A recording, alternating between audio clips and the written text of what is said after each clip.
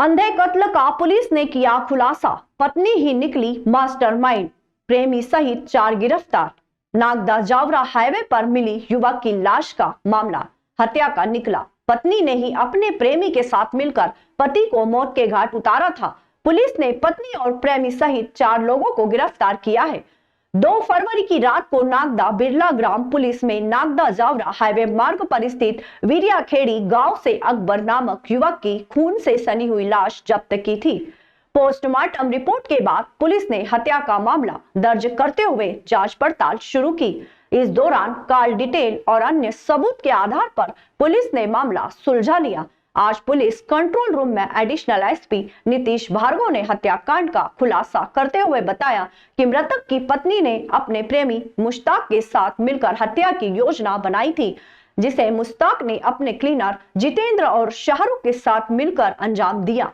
तीनों ने अकबर की हत्या चलते ट्रक में चाकू से हमला हत्या कर दी और लाश को सड़क पर फेंककर उस पर ट्रक चढ़ा दिया ताकि मामला सड़क दुर्घटना का लगे। पुलिस ने हत्या में प्रयुक्त चाकू, ट्रक और एक बाइक जब्त की है। उसके मुश्ताक नामक एक व्यक्ति थे जो महतपुर का रहने वाला है, उससे उसके घर आना जाना है, उसके कुछ इलीगल टाइप के रिलेशन सूचना में बताए गए। उसकी जब और पड़ताल की और मुश्ताक को पूछताछ के लिए बुलाया गया, उससे जब इंट्रोगेट किया तो उसने चीज़ें स्वीकार की। मुश्ताक जो भी ट्रक ड्राइविंग करता है, ट्रक का ओनर है, तो उसने अपने क्लीनर के साथ मिलकर इस घटना को गाड़ी में ही अंजाम दिया है। इन लोगों ने 2 तारीख की रात को मृतक को किसी काम के बहाने बढ़िया की तरफ बुलाया। जितेंद्र उसका क्लीनर उसको गाड़ी से लेके आया। और शाहरुख जो है मुश्ताक का कजिन ब्रदर लगता है। 2 फरवरी की देर रात नागदा जावरा रोड पर एक डेड बॉडी की सूचना पुलिस को प्राप्त हुई थी। तो प्रथम दृष्टया हम लोगों ने मर्ग पंजीबद्ध करके डेड बॉडी का पीएम जब कराया था नेक्स्ट डे। पीएम में बॉडी में 2 स्टेबिंग वुंड्स पाए गए, चाकू घोंपने के निशान थे। उसके बाद पुलिस को संदेह हुआ कि घटना कुछ और है जो दिखाई जा रही है। टेक्निकल इंटेलिजेंस इकट्ठा किया गया, लोगों से पूछताछ की गई। जो भी घटना के पहले लोग संपर्क में थे मृतक के, उनसे बातचीत जब की गई तो कुछ संदेह पैदा हुआ। तो इसमें मामला प्रथम दृष्टया ये आया कि मृतक की जो पत्नी है उसने अपने पूर्व प्रेमी के साथ षड्यंत्र करके पूरी घटना को प्लानिंग किया है। शाहरुख, मुश्ताक और जितेंद्र, इन तीनों ने मृतक की पत्नी की प्लानिंग पर घटना को एग्जीक्यूशन दिया है। इन लोगों ने मृतक अकबर को गाड़ी में बिठाया अपनी ट्रक में और जावरा रोड पर ट्रक में ही घटना को अंजाम देने के बाद बॉडी को सड़क पर फेंका और ट्रक से कुचलकर निकल गए। उज्जैन में वारदात कर फरार हुए बंटी बबली को गुना में गिरफ्तार कर लिया गया है, जिन्हें लेने के लिए उज्जैन से पुलिस टीम गुना के लिए रवाना गई है। बता दें कि शुक्रवार को पटनी बाजार स्थित डीएस ज्वेलर्स की दुकान पर सोने की चैन खरीदने ग्राहक बनकर पहुंचे एक महिला पुरुष ने व्यापारी को बातों में उलझाकर सोने की 3 चैन गायब कर दी, जो सीसीटीवी फुटेज में कैद हुए थे। खाराकुआ पुलिस इसी के आधार पर दोनों की तलाश में लगी हुई थी। इसके लिए पुलिस ने दोनों के सीसीटीवी फुटेज प्रदेश के अन्य जिलों की पुलिस को भेजे थे, जिसके चलते गुना पुलिस ने दोनों महिला पुरुष को कल शाम गिरफ्तार कर लिया। कोतवाली सीएसपी ओपी मिश्रा ने बताया कि पकड़े गए महिला पुरुष को लेने के लिए खाराकुआ पुलिस की टीम गुना भेजी गई है, जिन्हें उज्जैन लाकर पूछताछ की जाएगी। ये खाराकुआ थाना क्षेत्र के पटनी बाजार में प्रमोद जैन जी की सोने चांदी की दुकान है। उस पर 2 फरवरी को लगभग 2 से 2:30 बजे दिन में एक महिला और एक पुरुष इनकी दुकान पर आते हैं और इनने एक बच्चे को पहनने वाली सोने की चेन उनसे दिखाने को कहा। प्रमोद जैन जी ने उनको चेन दिखाई और कुछ देर बाद उन्होंने बोला कि हमें चेन पसंद नहीं आ रही है, ऐसा बोल के वो दोनों काउंटर से चले गए। प्रमोद जैन जी को बाद में ऐसा एहसास हुआ कि जो चेन उनको काउंटर पर संबंधित महिला और पुरुष को दिखाने के लिए दी थी वो शायद वो लेके चले गए हैं। उन्होंने अपनी दुकान में चेक किया तो वो चेन नहीं थी। उन्हें संदेह हुआ तो उन्हें पुलिस को इन्फॉर्म किया। आवेदन के साथ में थाने पर आए। तत्काल ही पुलिस ने कार्रवाई करते हुए संबंधित सीसीटीवी कैमरेज की जाँच की। जो भी वीडियो फुटेज मिले उनसे संबंधित आरोपियों का फोटो डेवलप किया और विभिन्न ग्रुपों पर सर्कुलेट किया था।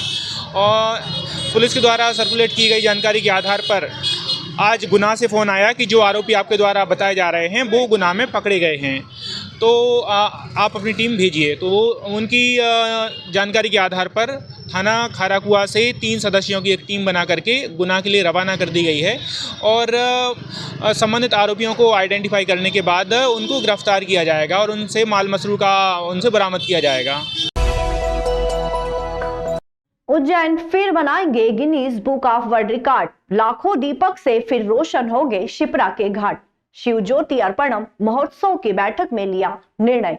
1 मार्च से 9 अप्रैल तक आयोजित विक्रम उत्सव के तहत 9 अप्रैल को गुड़ी पड़वा पर शिव ज्योति अर्पणम महोत्सव में लाखों दीपक प्रज्वलित कर उज्जैन के नाम पूर्व दर्ज रिकॉर्ड को ब्रेक करते हुए फिर से Guinness book of world record शहर के नाम किया जाएगा। ये निर्णय शनिवार को प्रशासनिक संकुल भवन में विधायक अनिल जैन कालूहेड़ा, महापौर मुकेश टटवाल, निगम अध्यक्ष कलावती यादव, कलेक्टर नीरज कुमार सिंह, निगम आयुक्त आशीष पाठक सहित जनप्रतिनिधि, सामाजिक संगठनों के साथ हुई बैठक में लिया गया। बैठक में कार्यक्रम की प्रारंभिक तैयारियों को लेकर बिंदुवार चर्चा करते हुए तय किया गया कि दीपोत्सव आयोजन पूर्ण रूप से जीरो वेस्ट इवेंट पर आधारित होगा। इसका विशेष ध्यान रखा जाए। इसके लिए घाटों के चयन के साथ ही घाटों की साफ सफाई, प्रकाश व्यवस्था सहित अन्य आवश्यक व्यवस्था अभी से निर्धारित की जाएगी।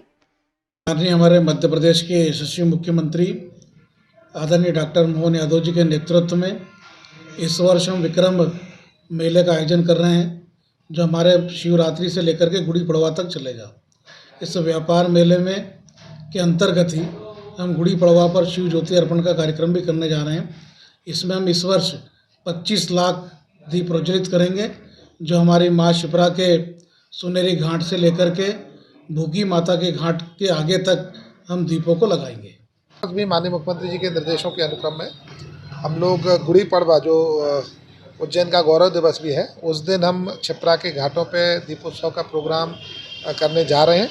उसकी विस्तृत कार्य योजना 1-2 दिन में हम लोग तैयार कर रहे हैं और मुझे पूरा विश्वास है कि पूर्व में भी उज्जैन के जो जन सहयोग मिला है और उज्जैन के जो जनमानस ने एक उत्साह दिखाया है, इस वर्ष भी हम बहुत अच्छे तरीके से इस कार्यक्रम को करेंगे और उज्जैन को विश्व के पटल पर स्थापित करेंगे। हमारा इस बार जो लक्ष्य है वो गिनीज वर्ल्ड रिकॉर्ड जो अभी लेटेस्ट है उसको हम ब्रेक करने का है और मुझे लगता है 22 से 23 लाख का हम लक्ष्य लेके रखेंगे।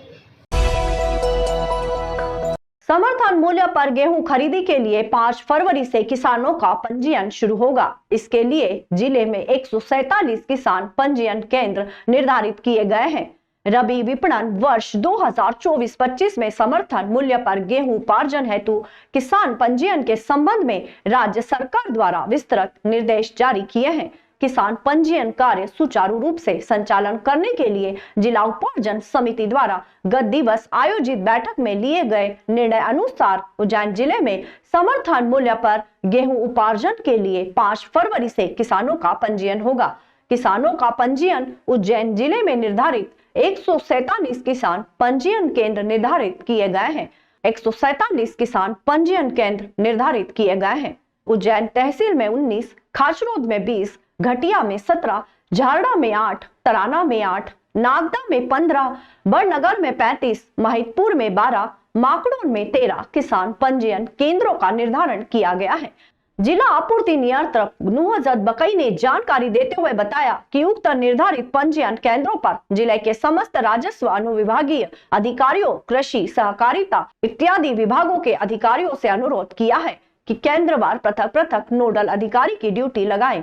साथ ही राजस्व अनुविभागीय अधिकारी की अध्यक्षता में गठित अनुविभागीय उपार्जन समिति द्वारा किसान पंजीयन की विशेष मॉनिटरिंग एवं पर्यवेक्षण करने के लिए कहा गया है। जिला आपूर्ति नियंत्रक नुजहत बानो बकाई ने समस्त संस्था के प्रशासक प्रबंधकों को निर्देशित किया है कि गेहूं पंजीयन नीति में शासन के निर्देशानुसार किसानों के पंजीयन केंद्रों पर समस्त भौतिक मानव संसाधन की समुचित व्यवस्था की जाए। दिए गए निर्देशानुसार किसान पंजीयन का कार्य 5 फरवरी से 1 मार्च तक की समयावधि में पूर्ण करना सुनिश्चित करेंगे। कानीपुरा स्थित महास्तूप में धम्म देशना का आयोजन रविवार को किया गया। प्रतिवर्ष फरवरी के पहले रविवार को यह आयोजन किया जाता है। बौद्ध समाज के अध्यक्ष रामदास जवादे ने जानकारी देते हुए बताया कि आज कार्यक्रम कर शासन प्रशासन का ध्यान आकर्षित किया गया है कि टेकरी का विकास किया जाए। कार्यक्रम की शुरुआत में राष्ट्रीय अध्यक्ष पाटिल साहब ने ध्वजारोहण किया। इसके बाद वंदना कर कार्यक्रम की शुरुआत हुई। कार्यक्रम में मध्य प्रदेश एवं उज्जैन के बड़ी संख्या में समाज के लोग शामिल हुए और स्टेज के माध्यम से कई प्रकार की परिस्थितियों दी गई। कार्यक्रम में दीपदान, परित्राण पाठ, बुद्ध वंदना, धम्म देशना के साथ भोजन दान की व्यवस्था रखी गई। अवंती महाजनपद की राजधानी थी उज्जैनी। बुद्ध जयंती दुनिया में बौद्धों का सबसे बड़ा त्योहार है। बुद्ध पूर्णिमा के दिन ही भगवान बुद्ध का जन्म हुआ था और यही उनकी ज्ञान प्राप्ति और महापरिनिर्वाण का भी दिन है। उन्होंने अपने विचार लोगों को अपनी ही भाषा में समझाया। बुद्ध ने बौद्ध संघों की स्थापना की। बौद्ध धर्म की शिक्षाओं को 3 ग्रंथों में एकत्र किया गया, जिन्हें त्रिपिटक कहते हैं। 6वीं शताब्दी ईसा पूर्व महामानव गौतम बुद्ध के समकालीन भारतीय इतिहास में अवंती महाजनपद का अपना एक स्थान था, जिसकी राजधानी उज्जैनी थी।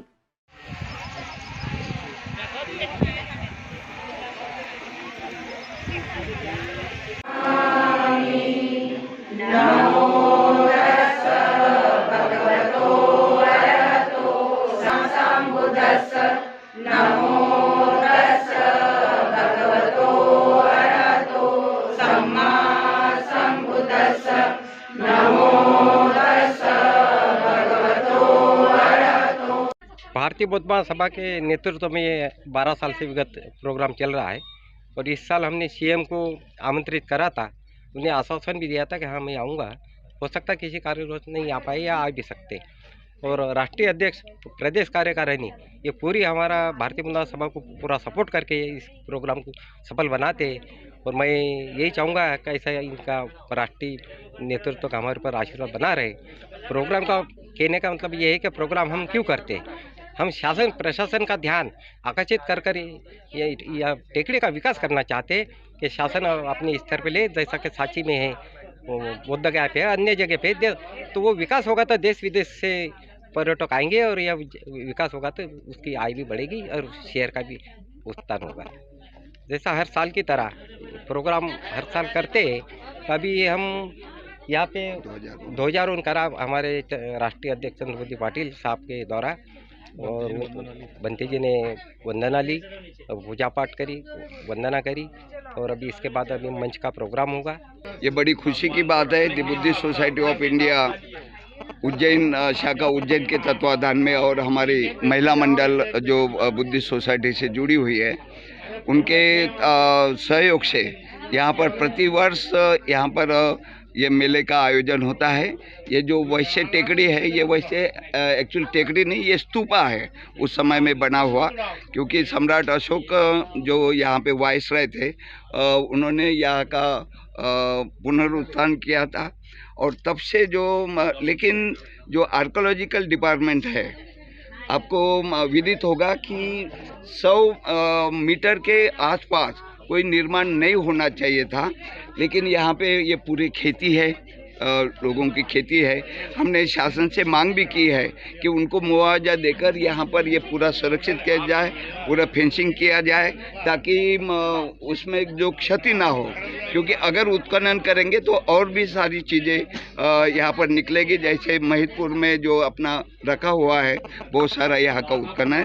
और बड़ी खुशी की बात है, बड़ी संख्या में यहाँ पर भोपाल, इंदौर, उज्जैन, देवास और आजू बाजू के जो बौद्ध उपासक उपासिका भिक्षु संघ भी यहाँ पर आता है और अच्छा कार्यक्रम होता है। ये कि इसका महत्व है कि अगर ये होगा तो शासन तक ये हमारी बात पहुँचेगी और शासन उसमें, और मैं अपेक्षा करता हूँ कि अब उज्जैन के मुख्यमंत्री, माननीय मुख्यमंत्री बने हैं यादव साहब, तो वे इस और ध्यान देंगे और मुझे लगता है कि अगले वर्ष तक इसमें काफ़ी सुधार होगा, ये मैं अपेक्षा करता हूँ।